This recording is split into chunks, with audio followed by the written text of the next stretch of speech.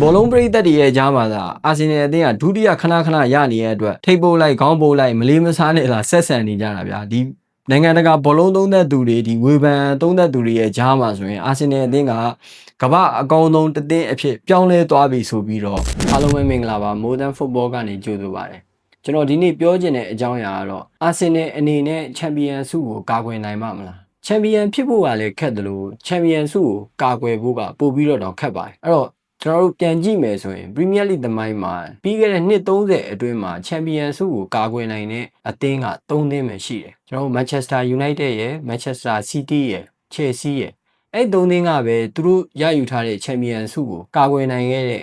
အသင်းတွေပဲဖြစ်ပါတယ်ကျွန်တော်တို့ Manchester United ဂန်ဝင်နီးပြဤစ Alex Ferguson ကနှစ်30အတွင်းမှာ Manchester United နဲ့အတူချန်ပီယံဆုကို4ချိန်တိုင်ကာကွယ်နိုင်ခဲ့ပါတယ်အဲ့တော့1993ရာသီမှာချန်ပီယံဖြစ်ခဲ့ပြီးတော့1994ရာသီမှာချန်ပီယံဆုကိုကာကွယ်ပြီးတော့ထပ်မံချန်ပီယံဖြစ်ခဲ့ပါတယ်။အဲဒီနောက်မှာ1996မှာချန်ပီယံဖြစ်တယ်။1999မှာချန်ပီယံဆုကိုထပ်မံကာကွယ်ခဲ့တယ်။အဲဒီနောက်1999ခုနှစ်မှာချန်ပီယံထပ်ဖြစ်ပြီးတော့2001ခုနှစ်တို့မှာချန်ပီယံဆုကိုကာကွယ်ပြီးတော့3ကြိမ်ဆက်ချန်ပီယံဖြစ်ခဲ့ပါတယ်။အဲဒီနောက်မှာ2009ခုနှစ်မှာချန်ပီယံထပ်ဖြစ်ပြီးတော့2008ခုနှစ်2009ခုနှစ်မှာချန်ပီယံဆုကိုကာကွယ်တဲ့အပြင်3ကြိမ်ဆက်ချန်ပီယံထပ်ဖြစ်ခဲ့ပါတယ်။အဲ့တော့ Sir Alex Ferguson ရဲ့လက်ထက်မှာ Manchester United ကချန်ပီယံ3ကြိမ်ဆက်ကို2ခါကိုရခဲ့ပါတယ်။ဒီပြိုင် Jose Mourinho ရဲ့ Chelsea ကတော့2005ခုနှစ်မှာ Premier League ချန်ပီယံဖြစ်ခဲ့ပြီးတော့2006ခုနှစ်မှာချန်ပီယံဆုကိုဆက်လက်ထိန်းသိမ်းနိုင်ခဲ့ပါတယ်။ Manchester City အသင်းကို Pep Guardiola ရောက်လာပြီးတဲ့နောက်ပိုင်းမှာ2018ခုနှစ်မှာ Premier League ချန်ပီယံဖြစ်ခဲ့ပြီးတော့2019ခုနှစ်မှာချန်ပီယံဆုကိုထိန်းသိမ်းနိုင်ခဲ့ပါတယ်။အဲဒီနောက်မှာ2021ခုနှစ်မှာချန်ပီယံဖြစ်ခဲ့တယ်။အဲ့ဒါပြီးတဲ့နောက်မှာ2022ခုနှစ်2023ခုနှစ်2024ခုနှစ်တို့မှာချန်ပီယံဆုကိုထိန်းသိမ်းနိုင်ခဲ့တဲ့အပြင်အင်္ဂလန် Premier League ကို4ကြိမ်ဆက်ရယူနိုင်ခဲ့တဲ့ပထမအဦးဆုံးအသင်းဖြစ်ခဲ့ပါတယ်။ကျွန်တော် Premier League မှာအသင်းကြီးအသင်းငယ်အကုန်လုံးကတော့နှစ်တိုင်းလိုချန်ပီယံဆုကိုစိန်ခေါ်ဖို့အတွက်ကအခုလိုနေရာဒီပြောင်းရွှေ့ကာလမှာလူတွေဝယ်ကြတယ်လူတွေဖြည့်တင်းကြတယ်ရှေ့မှာကျွန်တော်ပြောခဲ့သလိုပဲချန်ပီယံဖြစ်ဖို့လည်းခက်တယ်လို့ချန်ပီယံဆုကိုကာကွယ်ဖို့ကပို့ပြီးတော့ခက်ပါတယ်အာဆင်နယ်အသင်းအနေနဲ့ချန်ပီယံဆုကိုကာကွယ်ဖို့အတွက်ပြင်ဆင်မှုတွေကတော့သူတို့အထိုက်လျောက်လုပ်နေတယ်အဲ့တော့ဒီနှစ်မှာမဟုတ်ပါဘူးသူတို့ကဒီဖြည်းဖြည်းနဲ့မှန်နဲ့အသင်းကိုတိစောက်နေတာကတော့6နှစ်ဝန်းကျင်လောက်ရှိပြီအဲ့ဒါအာဒီတာအာဆင်နယ်ကိုစကင်တဲ့နောက်ပိုင်းမှာသူတို့နှစ်တိုင်းလိုဒီအပြောင်းရွှေ့ဈေးကွက်မှာဖြည်းဖြည်းမှန်လှုပ်ရှားနေအောင်တွေ့ရတယ်တော့အာဆင်နယ်အသင်းကဒီလူဝယ်တယ်ဆိုရင်သူကနည်းနည်းလေးခြေတန်းလုံးနေအဲ့တော့သူတို့အရင်ဟော့မဖြစ်ဘူးသူတို့ခေါ်မဲ့ကစားသမားတွေပါရလေဥပမာပေးရမယ်ဆိုရင်ဇူဘီမန်ဒီပေါ့ဇူဘီမန်ဒီကဒီ Real Sociedad အသင်းကနေပြီးတော့လီဗာပူးကိုရောက်မယ်ဆိုပြီးအရင်ဟော့ဖြစ်ခဲ့တယ်ခေါ်လို့ရကန်ဒီအနေထားတွေဖြစ်ခဲ့တယ်ပေါ့နော်ဒါပေမဲ့လည်းအာဆင်နယ်အသင်းကိုရောက်သွားခဲ့တယ်အာဆင်နယ်ရဲ့အဲ့လိုမျိုးချိတ်ဆက်မှုတွေကလည်းခြေတန်းလုံးနေပေါ့နော်မီခေအာဒီတာအနေနဲ့က2019ခုနှစ်ဒီဇင်ဘာမှာအာဆင်နယ်အသင်းနီးပြဖြစ်လာခဲ့တယ်သူအာဆင်နယ်ကိုကင်တွယ်ပြီးတဲ့နောက်ပိုင်းမှာဒီအပြောင်းရွှေ့ဈေးကွက်တွေမှာဖြည်းဖြည်းနဲ့မှန်လှုပ်ရှားနေတာကိုတော့တွေ့ရပါတယ်အဲ့တော့နီးပြအာဒီတာရဲ့လက်ထက်ဒီ6နှစ်အတွင်းမှာဒီအပြောင်းရွှေ့ဈေးကွက်မှာခေါ်ခဲ့တဲ့ကစားသမားတွေကိုကြည့်မယ်ဆိုရင်နှစ်စဉ်သူတို့ကဒီ3-4-5ယောက်လောက်ကိုဖြည်းဖြည်းနဲ့မှန်စုဆောင်းနေတယ်ပေါ့နော်ဒီလိုအပ်တဲ့နေရာတွေကိုသူတို့ဖြည်းဖြည်းနဲ့မှန်နဲ့ခေါ်ယူနေတာကိုတွေ့ရတယ်ပြီးတော့အဲ့လိုခေါ်ခဲ့တဲ့ကစားသမားတွေကလက်ရှိအာဆင်နယ်အသင်းမှာ15ယောက်ဝန်းကျင်ရန်ရှိနေသေးတယ်ဒီပြအာဒီတာရဲ့အာဆင်နယ်အသင်းကဒီနာမည်ကြီးကစားသမားတယောက်ကိုမိခိုပြီးတော့ကစားနေတဲ့ပုံစံမျိုးမဟုတ်ဘဲနဲ့အသင်းတစ်သင်းလုံးအဲ့လိုစနစ်တကျနဲ့အလုံးလုံးနေတဲ့ပုံစံမျိုးကိုတိစောက်နေတယ်လို့မြင်ရပါတယ်အဲ့တော့အာဒီတာအနေနဲ့ကဒီသူ့ရဲ့အသင်းမှာဆိုရင်ဒီဘလုံးပိုင်ဆိုင်မှုကောင်းအောင်မယ်ပြီးရင် pressing ကောင်းအောင်မယ် defensive အနေနဲ့ဒီနောက်ခံကစားသမားတွေအနေနဲ့ကလည်းလုံးချုံကစားနိုင်အောင်တိစောက်နေရလို့မြင်ရတယ်အဲ့ဒါကြောင့်မလို့အာဆင်နယ်နဲ့ရင်ဆိုင်မယ်ဆိုရင်ခုနပြောတဲ့နာမည်ကြီးကစားသမားတစ်ယောက်နှစ်ယောက်နဲ့ရင်ဆိုင်ရတဲ့ပုံစံမျိုးမဟုတ်ဘူးသူကအသင်းလိုက်မာကျောကျစ်လက်တဲ့အသင်းတစ်သင်းနဲ့ရင်ဆိုင်ရမယ့်ပုံစံမျိုးကိုအာဒီတာကတိစောက်နေတာပေါ့ပြီးခဲ့တဲ့ရက်ပိုင်းကလုပ်တဲ့ rider နဲ့သတင်းစာရှင်းလင်းပွဲတစ်ခုမှဆိုရင်အာဒီတာအနေနဲ့ကချန်ပီယံဖြစ်ပြီးရင်တော့မှအသင်းကရက်တက်လို့မရဘူးပို့ပြီးတော့ကောင်းမွန်လာရမယ်ပြီးတော့အသင်းကရှိတဲ့ကစားသမားတွေအနေနဲ့ကလည်းနေရာရဖို့အတွက်ကိုပြိုင်ဆိုင်မှုတွေပြင်းထန်နေရမယ်ဆိုပြီးတော့ပြောခဲ့ပါတယ်ပြီးတော့လည်းဒီ transfer window မပိတ်ခင်မှာအသင်းအနေနဲ့နောက်ထပ်ဖြည့်တင်းမှုတွေရှိလာနိုင်တယ်ကစားသမားအဝင်အထွက်တွေရှိလာနိုင်တယ်ဆိုတာကိုလည်းသူကိုယ်တိုင်အတည်ပြုထားပါတယ်အဲ့တော့အာဒီတာအနေနဲ့ကနောက်တစ်ဆင့်ကိုထပ်ပြီးတက်လန်းဖို့အတွက်ကိုရည်ရွယ်နေတယ်လို့တော့မြင်ရပါတယ်ရှေ့မှာကျွန်တော်ပြောခဲ့သလိုပဲအာဆင်နယ်အသင်းကဒီအာဒီတာရဲ့လက်ထက်6နှစ်တာကာလအတွင်းမှာကစားသမားအဝင်ထွက်တွေရှိတယ်မှန်ကန်တဲ့ခေါ်ယူမှုတွေရှိခဲ့တယ်ပြီးတော့အသင်းရဲ့လိုအပ်တဲ့နေရာတွေကိုခေါ်ယူမှုတွေလုပ်နိုင်ခဲ့တယ်အဲ့တော့လက်ရှိအာဆင်နယ်အသင်းရဲ့ဒီအသင်းစုဖွဲ့မှုကတော်တော်လေး အားကောင်းနေရလို့တော့မြင်ရပါတယ်အဲ့တော့ Premier League Champion အဖြစ်စိန်ခေါ်မဲ့အသင်းတစ်သင်းကကျွန်တော်တို့ first line နဲ့17ယောက်ပဲအရန်ကောင်းမှုနေုံနဲ့မလုံလောက်ဘူးပေါ့နော်အရန်ကစားသမားတွေကလည်းတောင်းတမှုရှိရမယ်အဲ့တော့ကစားသမား rotation တွေလုပ်ပြီးတော့မှအဲ့လိုဒဏ်ရာရတဲ့ကစားသမားရှိတယ်ဆိုရင်လည်းနောက်ထပ်အစားထိုးဖို့အတွက်ကစားသမားရှိနေတဲ့အသင်းကသာဒီ Champion ဆုကိုစိန်ခေါ်ပြီးတော့ရယူနိုင်တယ်လို့တော့ကျွန်တော်အနေနဲ့မြင်တယ်အဲ့တော့လက်ရှိမှာအာဆင်နယ်အသင်းကပြီးခဲ့တဲ့နှစ်ကလီဗာပူးဆင်အသင်းကနေပြီးတော့အငှားခေါ်ယူထားတဲ့ကစားသမားဟင်ဂါဘီကိုဒီနှစ်နွေရာသီမှာအပိတက်ခေါ်ယူလိုက်တယ်ပြီးတော့ဘယ်ဂျီယန်ကလပ်ဘရူးကကစားသမားခရစ်စတိုဇိုလေးကိုလည်းခေါ်ထားတယ်ကိုသမားအနေနဲ့ကလီယူနိုက်တက်ကမဲလစ်ဆာကိုခေါ်ယူထားပြီးဖြစ်တယ်ပေါ့နော်လက်ရှိနွေရာသီအပြောင်းရွှေ့ဈေးကွက်မပိတ်ခင်မှာလည်းအာဆင်နယ်အသင်းကကစားသမားဖြည့်တင်းမှုတွေလုပ်ဖို့ရှိနေတယ်ပေါ့နော်လက်ရှိလောလောဆယ်အတွင်းမှာတော့ကျွန်တော်တို့နယူကာဆယ်ကွင်းလယ်ကစားသမားဘရူနိုဂီမာရက်စ်ကိုခေါ်ဖို့အတွက်နှီးစပ်နေတဲ့အနေအထားမှာရှိနေပါတယ်ဘရူနိုဂီမာရက်စ်ကိုဘာလို့ခေါ်လဲဆိုတော့ကျွန်တော်လက်ရှိကွင်းလယ်ကစားသမားဒီဂရန်ရိုက်စ်အနေနဲ့ကပြီးခဲ့တဲ့ရာသီမှာဆိုရင်ပြိုင်ပွဲစုံကိုမိနစ်4400ကျော်ကစားထားတာဖြစ်ပါတယ်အဲ့တော့ဒီဂရန်ရိုက်စ်အနေနဲ့ကကစားချိန်နဲ့အများများပြီးပွဲပန်းနေဆိုရင်သူမကစားနိုင်ဘူးသူ့နေရာမှာအစားထိုးဖို့အတွက်ကစားသမားတွေပါလိုတယ်ပေါ့နော်အဲ့ဒီအတွက်လည်းအာဆင်နယ်အသင်းကလိုအပ်တယ်ထင်တဲ့အတွက်ဒီဘရူနိုဂီမာရက်စ်ကိုခေါ်ဖို့အတွက်ကိုကြိုးစားနေတာဖြစ်ပါတယ်အဲ့တော့သူတို့တကယ်လိုအပ်နေတဲ့နေရာကိုခေါ်ယူတယ်လို့တော့ကျွန်တော်အနေနဲ့မြင်တယ်အဲ့တော့ဒါကလည်းမှန်ကန်တဲ့ခေါ်ယူမှုတစ်ခုတော့ဖြစ်ပါလိမ့်မယ်ဒါသူခြေစွမ်းပြခြင်းမပြခြင်းကတော့ဒါနောက်အကျိုးဆက်ပေါ့နော်ဒါပေမဲ့သူတို့ဒီအချက်လက်တွေ data အချက်လက်တွေရဲ့ကစားသမားရဲ့လက်ရှိခြေစွမ်းတွေကိုသုံးသပ်ပြီးတော့သူတို့လိုအပ်တဲ့နေရာကိုတကယ်မှန်ကန်တဲ့ခေါ်ယူမှုအနေနဲ့ဖြည့်တင်းတယ်လို့တော့ကျွန်တော်အနေနဲ့မြင်ပါတယ်အာဆင်နယ်အနေနဲ့နောက်ထပ်တစ်ဆင့်ကိုထပ်တက်ဖို့ဆိုရင်သူတို့အနေနဲ့ကဘယ်တောင်မှကစားသမားလိုတယ်လို့တော့ကျွန်တော်အနေနဲ့မြင်ပါတယ်ဘာဖြစ်လို့လဲဆိုတော့ကျွန်တော်တို့ Trossard ကလည်းထွက်သွားပြီလက်ရှိမှာဆိုရင် Martinelli ရှိမယ်အခုအသစ်ခေါ်ယူထားတဲ့ Christopher လေးရှိမယ်အဲ့တော့ Martinelli အနေနဲ့ကလည်းခြေစွမ်းပြလိုက်မပြလိုက်အဲ့လိုခြေစွမ်းမတည်ငြိမ်တဲ့ကစားသမားမျိုးဖြစ်တယ်ပေါ့နော်တကယ်အရေးကြီးတဲ့အချိန်မှာဆိုလဲသူကဂိုးတွေသွင်းတာတွေတော့လုပ်တယ်ဆိုပေမဲ့ခြေစွမ်းကပုံမှန်ရှိမနေဘူးဗျာအဲ့တော့လက်ရှိခေါ်ယူထားတဲ့ Christopher ဆိုတာလည်းလူငယ်ကစားသမားဖြစ်တယ်ပြီးတော့အခုမှအသစ်ခေါ်ယူမှာဖြစ်တဲ့အတွက်ခြေစွမ်းပြမယ်မပြမယ်ဆိုတာကခံမှန်းလို့မရဘူးပေါ့နော်ခေါ်ထားတဲ့အသင်းကလည်း Belgian Clash Group ကနေခေါ်ထားတာဖြစ်တဲ့အတွက်ပြီးခဲ့တဲ့နှစ်မှာ Clash Group မှာခြေစွမ်းပြရဲဆိုပေမဲ့ Premier League ရဲ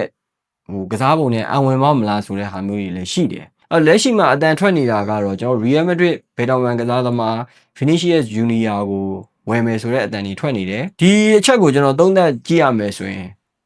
Real Madrid ကလည်းရောင်းမယ် Vinicius Junior ကလည်းလာမယ်ဆိုရင် Arsenal ကဝယ်မှာအဲ့တော့ဘာဖြစ်လို့လဲဆိုတော့သူတို့တကယ်လိုအပ်နေတယ်ဝယ်ဖို့အခွင့်အရေးရပြီဆိုရင်သူကဝယ်မှာဒါပေမဲ့ဟိုဘက်ကနှစ်ယောက်ကမပြတ်သားနေဘူးReal Madrid ကလည်းရောင်းမလို့Vinicius ကလည်းနေချင်တာလို့ထွက်ချင်တာလို့ဒီလာစာပြဿနာတွေဘာတွေနဲ့အခုလက်ရှိမှာ Real Madrid နဲ့သူတို့နှစ်ဖက်ဆွေးနွေးမယ်ဆိုတဲ့အတန်တွေထွက်တယ်အဲ့ဆွေးနွေးဟာပြီးတဲ့အချိန်ကျမှထွက်မယ်မထွက်ဘူးရောင်းမယ်မရောင်းဘူးဆိုတဲ့အဖြေကထွက်ပေါ်လာမှာဖြစ်တဲ့အာဆင်နယ်ကတော့ဒီစောင့်နေရလို့ပြောလို့ရမှာပေါ့နော်ဒါပေမဲ့လေသူတို့စောင့်နေရဆိုပေမဲ့လေတခြားမှာလေသူတို့နည်းနည်းလေးအတန်ထွက်နေတဲ့ကစားသမားတွေရှိရ Leipzig တောင်မန်ကနူဆာတို့ဘာလို့ဆိုရင်လေအတန်ထွက်နေတာရှိတယ်ပေါ့နော်အာဆင်နယ်အနေနဲ့ကဒီဘယ်တောင်မန်ကစားသမားတယောက်မဟုတ်တယောက်ကတော့ခေါ်လိမ့်မယ် Vinicius မရရင်နောက်တယောက်ခေါ်လိမ့်မယ်တယောက်မဟုတ်တယောက်ကတော့သူတို့ခေါ်လိမ့်မယ်ဘာဖြစ်လို့လဲဆိုတော့ပြီးခဲ့တဲ့ယာတီတွေ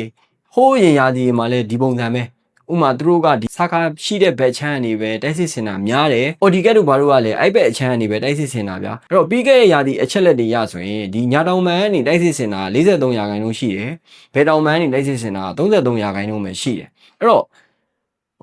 ့အာဆင်နယ်ရဲ့ကစားကွက်ကဘယ်လိုဖြစ်နေလဲဆိုတော့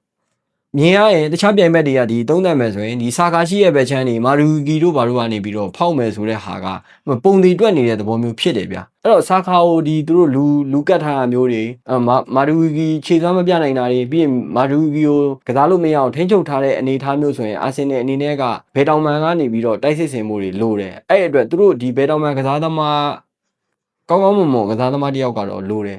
အဲ့တော့သူတို့အဲ့နေရာကိုတော့ဖြည့်တင်းနိုင်မယ်တော့ကျွန်တော်အနေနဲ့သုံးသပ်ပါတယ်အာဆင်နယ်အနေနဲ့ချန်ပီယံဆုကိုကာကွယ်မယ်ဆိုရင်ဘယ်အရာတွေကခက်ခဲဆုံးဖြစ်မလဲအဲ့ဒီနေရာမှာအရေးကြီးတာကဒီအာဆင်နယ်ရဲ့ကစားကွက်ကိုလက်ရှိပရီးမီးယားလိမှာရှိတဲ့ကစားသမားတွေရောအသင်းတွေရောနီးပြတွေရောအကုန်လုံး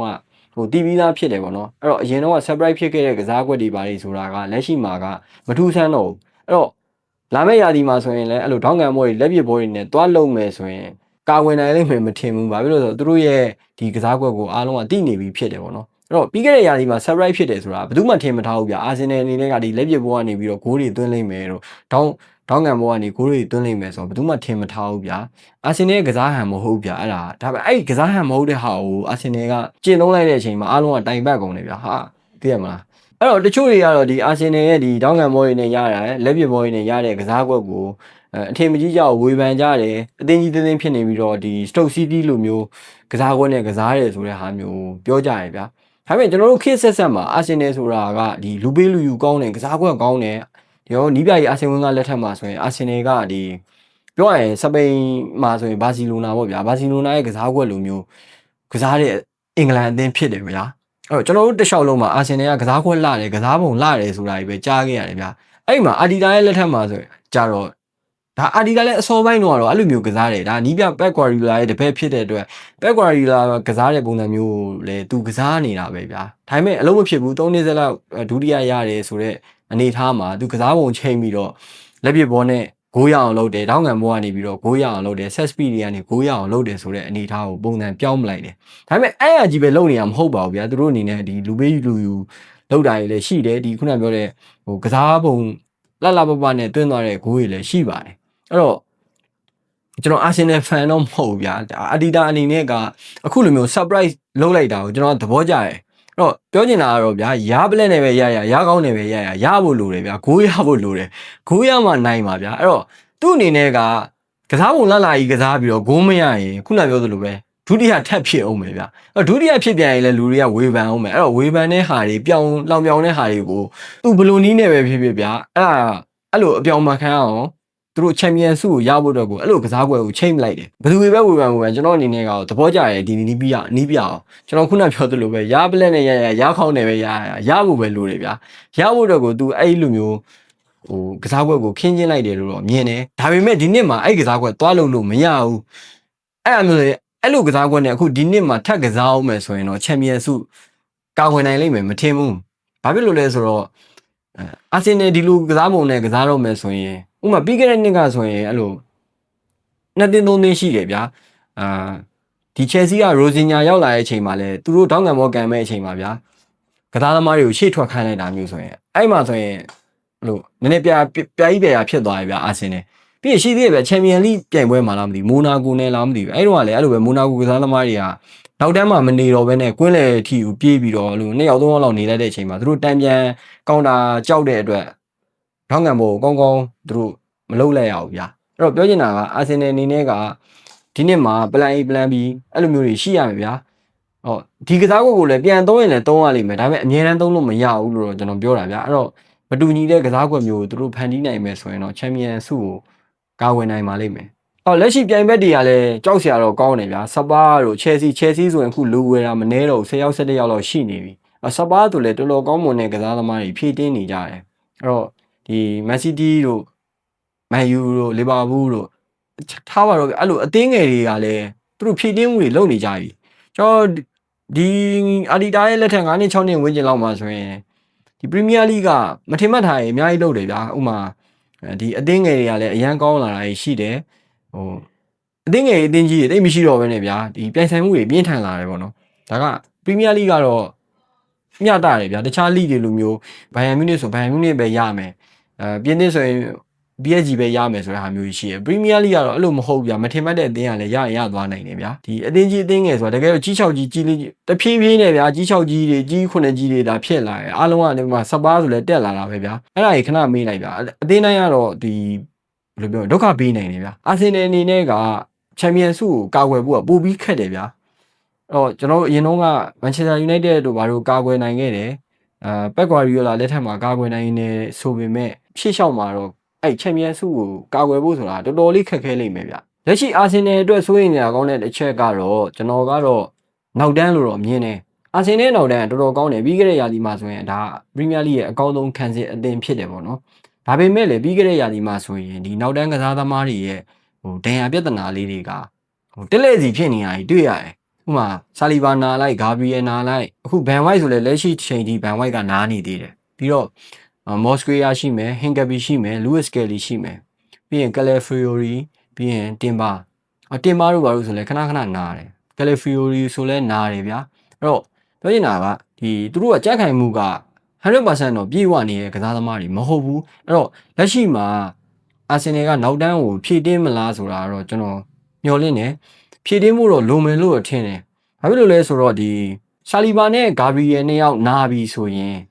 အာဆင်နယ်နောက်တန်းတော်တော်လေးအားနည်းသွားပြီလို့ပြောလို့ရတယ်လက်ရှိမှာဆာလီဘာနဲ့ဂါဘရီယယ်နေရာကိုအစားထိုးဖို့အတွက်ကမော်စကွေရာတယောက်ပဲရှိနေတယ်ပေါ့နော်အဲ့တော့အာဆင်နယ်အနေနဲ့ကဒီနေ့နွေရာသီမှာနောက်တန်းကစားသမားဖြည့်တင်းဖို့တော့လိုလိမ့်မယ်အဲ့တော့လက်ရှိမှာဆာလီဘာကလည်းဝေါ်ကပ်မှာနောက်ကျောဒဏ်ရာလားမသိဘူးရတယ်အဲ့တော့ပွဲထွက်နိုင်မလားမထွက်နိုင်မလားဆိုတာတော့မသိကြဘူးအဲ့တော့တင်မားတို့ဘာလို့ဆိုလဲဒီကြက်ခိုင်မှုက 100% ပြည့်ဝနေတဲ့ကစားသမားတွေမဟုတ်ဘူးပေါ့နော်အဲ့တော့အာဆင်နယ်အနေနဲ့ကဒီလက်ရှိနောက်တန်းကစားသမားတွေနဲ့ချန်ပီယံလီရောပရီးမီးယားလီရော FA ရောကာလင်းတွေအကုန်ပြန်ရမယ့်အသင်းဖြစ်တယ်ပေါ့နော်အဲ့တော့နောက်တန်းကစားသမားဒီကျွန်တော်အမြင်ကတော့ဒီဘိုခံစစ်ပေါ့နော်ဘိုခံစစ်စင်တာဘက်တယောက်ကတော့လိုလိမ့်မယ်ထင်တယ်ဒီကစားသမား rotation အတွက်ကဆာလီဘာရဲ့ဂါဘရီယယ်ပြီးရင်မော်စကွေရာပြီးရင်နောက်တစ်ယောက်နှစ်ယောက်ရှိနိုင်ရင်ကိုပဲနောက်ထပ်တစ်ယောက်လောက်ထပ်ခေါ်မယ်ဆိုရင်ဒါအာဆင်နယ်ရဲ့တော်တော်ပြည့်စုံနေလို့တော့မြင်တယ်ပေါ့နော်ဘာဖြစ်လို့လဲဆိုတော့ဒီရှေ့တန်းတွေကွင်းလယ်တွေကအဲ့လောက်ကြီးမလိုအပ်နေဘူးနောက်တန်းကတော့လိုတယ်ဆိုတာကလက်ရှိကစားသမားတွေကကြန့်ခိုင်မှုကအဲ့လိုမျိုးအမြဲတမ်းကောင်းမွန်နေတဲ့ကစားသမားတွေမဟုတ်ဘူးဥပမာပေးရမယ်ဆိုရင်ကျွန်တော်လီဗာပူးကဘန်ဒိုက်ဆိုရင်ဘန်ဒိုက်ဆိုရင်ပြီးခဲ့တဲ့ရာသီမှာသူလူသားလဲရတော့မရှိဘူးဗျာအမြဲတမ်းပွဲထွက်ကစားသမားအဲ့လိုမျိုးကြန့်ခိုင်မှုကအဲ့လိုမျိုးပြေဝခဲ့တယ်ကောင်းတယ်မကောင်းဘူးကိုပြောချင်တာမဟုတ်ဘူးပွဲတိုင်းပွဲထွက်ခွင့်ရတယ်ဒဏ်ရာပြဿနာကြောင့်သူနားရတယ်ဆိုတာမရှိဘူးဗျာအဲ့လိုမျိုးပေါ့နော်အဲ့တော့အာဆင်နယ်အနေနဲ့ကဒီအမြဲတမ်းကြက်ခိုင်နေတဲ့ကစားသမားကစားသမားလည်းအမြဲတမ်းကြက်ခိုင်ဖို့တော့ပြောချင်တာမဟုတ်ဘူးဗျာအကယ်၍ဆာလီဘာနဲ့ဂါဘရီယယ်နာဝိုင်းသူတို့နေရာမှာအစားထိုးဖို့အတွက်ကနောက်တန်းကစားသမားနောက်ထပ်တစ်ယောက်လောက်ကတော့တေချာပေါက်လိုအပ်လိမ့်မယ်လို့တော့ကျွန်တော်အနေနဲ့မြင်တယ်အဲ့ဒါကတော့ကျွန်တော်အနေနဲ့ကဒီအာဆင်နယ်ရဲ့ဒီလက်ရှိကစားသမားအခင်းချင်းမှာဒီလိုအပ်တဲ့ကစားသမားကိုကျွန်တော်ပြောတာပေါ့နော်အဲ့တော့လက်ရှိဒီစီးရင်နဲ့လာဆက်သွားမယ်ဒီကစားသမားတွေကနာခဲ့မယ်ဒဏ်ရာပြဿနာကြီးကြုံခဲ့မယ်ဆိုရင်အာဆင်နယ်အခက်တွေ့လိမ့်မယ်အဲ့ဒါကြောင့်မို့ကျွန်တော်အနေနဲ့ဒီဟာကိုတော့ကျွန်တော်စိုးရိမ်တဲ့အချက်လို့တော့ကျွန်တော်ပြောရခြင်းဖြစ်ပါတယ်အရေးကြီးဆုံးတစ်ချက်ကတော့အာဆင်နယ်အနေနဲ့ဒီချန်ပီယံဆုကိုကာကွယ်မယ်ဆိုရင်နီးပြအာဒီတာကိုယ်တိုင်လဲပြောင်းလဲဖို့ကြိုးစားရလိမ့်မယ်ဘာဖြစ်လို့သူ့ကိုပြောင်းလဲဖို့ကျွန်တော်ပြောလဲဆိုတော့အာဒီတာလည်းခေါင်းမာတဲ့နီးပြဖြစ်တယ်ပြီးတော့သူတို့ချင်တာကိုသူရအောင်လုပ်တဲ့နီးပြမျိုးဖြစ်တယ်ပေါ့နော်အဲ့တော့တစ်ခါလေကြာရင်ဒီခေါင်းမာတဲ့အချက်တွေကမကောင်းဘူးဗျာဘာလို့လဲဆိုတော့ပြီးခဲ့တဲ့ရာသီချန်ပီယံလိဘိုလူပွဲမှာအရှုံးနဲ့ထိုက်တန်တယ်ဗျာ PSG ကသူ့ကိုထိုက်တဲ့တန်အနိုင်ရသွားတာဘာဖြစ်လို့လဲဆိုတော့အဲ့ချန်ပီယံလိဖိုင်နယ်ကိုကြည့်မယ်ဆိုရင်ဒါကအသင်းသွဲတွေပုံကူသွဲတွေခဏထားလိုက်ဒီအသင်းနှစ်သင်းကန်တဲ့ကစားကွက်ကိုကြည့်မယ်ဆိုရင် PSG ရဗျာဒီတော်တော်ကြိုးစားပြီးတော့မှအနိုင်ယူသွားတာဗျာတကယ်တော့အာဆင်နယ်မကောင်းဘူးလားဆိုတော့ကောင်းတယ်ဒီ PSG ကိုရင်ဆိုင်နိုင်တဲ့အနေအထားမှာရှိတယ်ကောင်းရင်ဆိုင်နေတယ်သူတို့အရင်ဆုံးဂိုးသွင်းတာပဲဗျာအဲ့ဒါကိုဂိုးသွင်းပြီးနောက်ပိုင်းမှာဒီခန်းစစ်ကစားကွက်ကိုပြောင်းပလိုက်တယ်အဲ့တော့အာဒီတာရဲ့အတွေးခေါ်ကဘာလဲဆိုတော့ तू ကတကယ်အရေးကြီးတဲ့ပွဲတွေမှာဆိုရင်အနိုင်ရဖို့ဂိုးသွင်းဖို့ဆိုတာထက် तू ကအမားမလုံးမိအောင်ပိုကြိုးစားရတယ်ဗျာအဲ့တော့အမားမလုံးမိအောင်ပိုကြိုးစားလေအမားများလေပဲဗျာအဲ့ကြောင့်မို့လဲပနယ်တီပေးလိုက်ရတယ်ဗျာအဲ့ဒီအတွေးခေါ်လိုမျိုး तू လှုပ်လိုက်တဲ့အတွက် तू ကဒီဂိုးသွင်းဖို့ထက်ဗျာဒီနောက်တန်းဂိုးမပေးရရေးကိုပဲ तू အနေနဲ့အဲ့ဘိုလူပွဲမှာဆိုရင်ကြိုးစားခဲ့တယ်အဲ့ဒီအချက်ကြီးကကျွန်တော်အားမလို့အားမရဖြစ်တယ်ဗျာအဲ့နေ့ကဆိုရင်အာဆင်နယ်ကိုရစီခြင်းတယ်ဘာလို့လဲဆိုတော့အာဆင်နယ်အနေနဲ့ကချန်ပီယံလိဖလားမရဘူးသေးတဲ့အတွက်ကျွန်တော်ရစီခြင်းလို့အားပေးတယ်ဒါပေမဲ့သူ့ကစားပုံကိုကြည့်ပြီးတော့ကျွန်တော်တို့စိတ်ပြက်တယ်ဗျာအဲ့တော့ PSG အနေနဲ့ကထိုက်တဲ့တန်ရတယ်နှစ်ဆက်ထိုက်တဲ့တန်ရခဲ့တဲ့အတင်းတကယ်လဲချီးကျူးဖို့ကောင်းပါတယ်ဒါပေမဲ့အာဆင်နယ်အနေနဲ့ရင်ဆိုင်လို့ရရတဲ့မရင်ဆိုင်ဘဲနဲ့ဗျာဒီနောက်တန်းခံစစ်ပုံစံကြီးပြောင်းပြီးတော့လှုပ်လိုက်တာဖြစ်တဲ့အတွက်PSG လိုအသင်းမျိုးကိုအဲ့လိုသွားကစားလို့မရဘူးဗျာဟိုကောင်ကတော်တော်လေးစုဖွဲ့မှုကောင်းပြီးတော့တော်တော်လေးလည်းအချိတ်ဆက်မိနေတဲ့အသင်းဖြစ်တယ်ဗျာသူပိတ်ရှင်လောက်ပိတ်ဗျာရအောင်သွင်းမယ်ဆိုတဲ့အသင်းဗျာအဲ့ဒါကြီးကိုသူသွားပြီးတော့ခန်းစစ်ကစားပုံလုပ်လိုက်တိုင်းကြီးတော်တော်မားတယ်ဗျာပြီးတော့တော်တော်များများ analyst တွေသုံးသပ်တာဆိုရင်အာဒီတာကဒီသူ့ရဲ့ပွဲဥထွက်ကစားသမား17ယောက်ကို first line နဲ့17ယောက်ကိုတော်တော်လေးယုံကြည်မှုများတယ်လို့လည်းသုံးသပ်တယ်ဥပမာ तू ကဒီ17ယောက်အပြင်ကိုလူသားလဲဖို့တွေဘာတွေကို तू နည်းနည်းလေးတွန်းဆုတ်တယ်ဗျာဒီကစားသမား17ယောက်ကို तू ကယုံကြည်မှုလွန်ကဲလွန်းတယ်ပြီးတော့ကြတော့ तू ကဒီပွဲအတွင်းမှာဒီ game plan ကိုအလွယ်တကူပြောင်းဖို့အတွက်ကို तू တွန့်ဆုတ်တယ်နောက်ကျတယ်ဥပမာဒီကစားသမားမကောင်းဘူးလူသားလဲရမယ်ဆိုရင်လူသားလဲတဲ့နဲ့မှန်ကန်တဲ့အချိန်တိကျမှာပြောင်းလဲဖို့ကို तू တွန့်ဆုတ်တဲ့နီးပြမျိုးဖြစ်တယ်ဆိုပြီးတော့တော်တော်များများသုံးသပ်ကြတယ် အဲ့ဒီအချက်တွေကလည်းသူကျွန်တော်ခုနပြောတဲ့လိုပဲပြောင်းလဲဖို့လိုတယ်ဆိုတဲ့အချက်တွေကအဲ့လိုအချက်တွေပဲအဲ့တော့အာဆင်နယ်အနေနဲ့ကတိုက်လို့ရရင်တိုက်ဗျာခန်းစစ်ကစားရမယ်ဆိုရင်ခံပေါ့ဒါပေမဲ့တစ်ချိန်လုံးကြီးဒီ 1C ဆိုတဲ့ခုနချန်ပီယံလိဖိုင်နယ်လိုဟာမျိုးသုံးသပ်မယ်ဆိုရင် 1C လိုဟာမျိုးသူမိနစ်90ထိန်းဖို့ကြိုးစားရဲဆိုတာဗျာမှားတယ်ဆိုတာဗျာကျွန်တော်တို့လိုဘာမှမဟုတ်တဲ့လူတွေတောင်သိတယ်ဗျာအဲ့ဒါမျိုးကိုပြောင်းလဲဖို့လိုတယ်ဒါပေမဲ့ तू လည်းမသိတာမဟုတ်ဘူးဗျာသူခုနပြောတဲ့ယုံကြည်မှုလွန်ခဲ့တယ်ဆိုတာအဲ့ဒါမျိုးဗျာသူ့ရဲ့ကစားသမားတွေပေါ်မှာယုံကြည်မှုလွန်ခဲ့တယ်အာဆင်နယ်ကကမ္ဘာအကောင်းဆုံးနောက်တန်းခံစစ်ပိုင်ဆိုင်ထားတယ်ဆိုတဲ့ဟာကိုသူယုံကြည်မှုလွန်ခဲ့သွားတယ်လို့တော့ကျွန်တော်မြင်တယ်အဲ့ဒီအချက်တွေကိုပြောင်းလဲမယ်ဆိုရင်တော့အာဆင်နယ်ကချန်ပီယံဆုကိုကာကွယ်နိုင်လိမ့်မယ်နောက်တစ်ဆင့်ကိုလည်းတက်လိမ့်မယ်အခုခုနပြောသလိုနောက်တစ်ဆင့်တက်မယ်ဆိုတာချန်ပီယံလိရာကောင်းရနိုင်တယ်ဒီလိုအချက်တွေကိုပြင်မယ်ဆိုရင်ဘာဖြစ်လို့လဲဆိုတော့အာဆင်နယ်ရဲ့စုဖွဲ့မှုဒီအာဆင်နယ်ရဲ့ဒီကစားသမားစုဖွဲ့မှုကလက်ရှိအနေအထားမှာတော်တော်လေးကောင်းနေတဲ့အသင်းဖြစ်လို့ပါပြီးခဲ့တဲ့ရာသီမှာဆိုရင်အာဆင်နယ်အသင်းက38ပွဲမှာ35ပွဲအထိပြိုင်ဘက်ထက်ပိုပြီးတော့ပြေးအားပိုကောင်းတာကိုတွေ့ရတယ်ပေါ့နော်အဲ့ဒီအချက်လက်ကဒီဘောလုံးသုံးသက်သူတွေရဲ့ဂျားမှာဆိုရင်သွင်းကိုတွေသွင်းနေတဲ့ဆိုတာထက်ကိုပိုပြီးတော့အရေးကြီးတယ်ပေါ့နော်ဘာဖြစ်လို့လဲဆိုတော့ဒါနီးပြရဲ့စနစ်ထဲမှာအောင်ငွေကြဖြစ်နေတဲ့ဆိုတာကိုသိတာထင်ရှားစေရပေါ့နော်အဲ့တော့ကျွန်တော်တို့ဒီဘောလုံးပရိသတ်တွေရဲ့ကြားမှာသာအာဆင်နယ်အသင်းကဒုတိယခဏရနေတဲ့အတွက်ထိပ်ပိုးလိုက်ခေါင်းပိုးလိုက်မလေးမစားနဲ့လာဆက်ဆံနေကြတာဗျာဒီနိုင်ငံတကာဘောလုံးသုံးသက်သူတွေဒီဝေဖန်သုံးသက်သူတွေရဲ့ကြားမှာဆိုရင်အာဆင်နယ်အသင်းကကမ္ဘာအကောင်းဆုံးတစ်သင်းအဖြစ်ပြောင်းလဲသွားပြီဆိုပြီးတော့သတ်မှတ်နေကြပါတယ်အဲ့တော့ဘာဖြစ်လို့အဲ့လိုပြောလဲဆိုရင်လက်ရှိအာဆင်နယ်ရဲ့အဓိကကစားသမားတွေကအရွယ်ကောင်းမှရှိနေသေးတယ်ဒီကန်ရိုက်စ်တို့ဇူဘီမန်ဒီတို့ကျွန်တော်တို့ဒီဆာလီဘာဂါဘရီယယ်ကိုသမားအစရာယာတို့ဘာတို့ကအစဗျာအကောင်းဆုံးအရွယ်အနေထားမှာရှိနေတယ်ပြီးတော့အသင်းရဲ့စုဖွဲ့မှုကမနေ့တနေ့ကမှတိဆောက်ထားတာမဟုတ်ဗျာကာလကြာရှည်စွာတိဆောက်ထားတဲ့အသင်းဖြစ်တယ်ပြီးတော့အသင်းရဲ့ဒီကစားပုံကလည်းခြေစွမ်းအရာငြိမ်တယ်နောက်တန်းဆိုလည်းကောင်းမွန်တယ်ဗျာကမ္ဘာအကောင်းဆုံးနောက်တန်းလို့လည်းပြောလို့ရတယ်အဲ့တော့ဒီလိုအချက်လက်တွေကြီးချင်းအပြင်ဒါချန်ပီယံဖြစ်တဲ့အသင်းတိုင်းမှာအဲ့လိုအချက်လက်တွေရှိတယ်အဲ့တော့ကျွန်တော်အနေနဲ့အဆုံးသတ်ကိုပြောရမယ်ဆိုရင်အာဆင်နယ်အသင်းအနေနဲ့ချန်ပီယံဆုကိုကာကွယ်နိုင်မလားပေါ့ကျွန်တော်တဦးတဲ့အမြင်ကျွန်တော်ကိုယ်ပိုင်တဦးတဲ့သုံးသက်ချက်အရာဆိုရင်အာဆင်နယ်အနေနဲ့ကချန်ပီယံဆုကိုကာကွယ်ဖို့အတွက်ကရာဂိုင်နှုန်းအရန်မြင့်တဲ့အနေအထားမှာရှိတယ်ဒါပေမဲ့လွယ်တော့မလွယ်ဘူးဘာဖြစ်လို့လဲဆိုတော့ပရီးမီးယားလိဆိုတဲ့ပြိုင်ပွဲကြီးကဒီတော်တော်ခက်ခဲတဲ့ပြိုင်ပွဲတစ်ခုဖြစ်တယ်အသင်းတိုင်းကလည်းဒီအာဆင်နယ်ကိုဖြုတ်ချဖို့အတွက်ကိုသူတို့ပြင်ဆင်နေကြပြီကြိုးစားနေကြပြီဖြုတ်ချဖို့အတွက်ကိုလုပ်ကြမှာပဲအဲ့တော့အာဒီတာရဲ့အာဆင်နယ်အနေနဲ့ကဒီချန်ပီယံဖြစ်ဖို့အတွက်ကိုကြိုးစားမှာမဟုတ်ဘူးသူတို့အနေနဲ့ကချန်ပီယံအဖြစ်ဆက်လက်ရပ်တည်နိုင်ဖို့ပဲကြိုးစားမှာဖြစ်ပါတယ်လက်ရှိမှာလည်းဖြည့်တင်းမှုတွေလုပ်နေကြပြီချန်ပီယံကိုစိန်ခေါ်ဖို့အတွက်ကိုအဲ့တော့ခင်ဗျားတို့အနေနဲ့ကောဒီ2026-2029ရာသီမှာအာဆင်နယ်အနေနဲ့ချန်ပီယံဖြစ်နိုင်တယ်ဒါမှမဟုတ်ရင်လည်းဘယ်အသင်းတွေကချန်ပီယံဖြစ်နိုင်မလဲဆိုတာကိုကျွန်တော်ကွန်မန့်မှာဝင်ရောက်ဆွေးနွေးပြီးသွားလို့ရပါတယ်အဲ့တော့ကျွန်တော်ရဲ့ channel လေးကို subscribe follow လုပ်ပေးကြပါကျေးဇူးတင်ပါတယ်ခင်ဗျာ